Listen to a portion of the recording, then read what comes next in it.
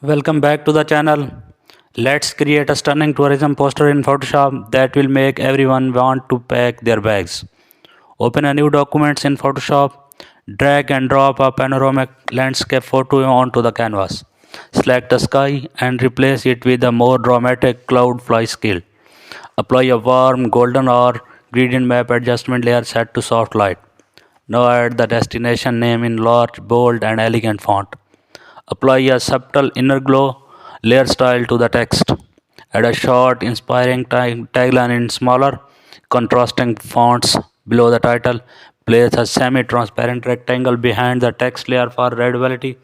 Add a small, stylized location pin icon near the next. Use a soft brush on a new layer set to screen. Add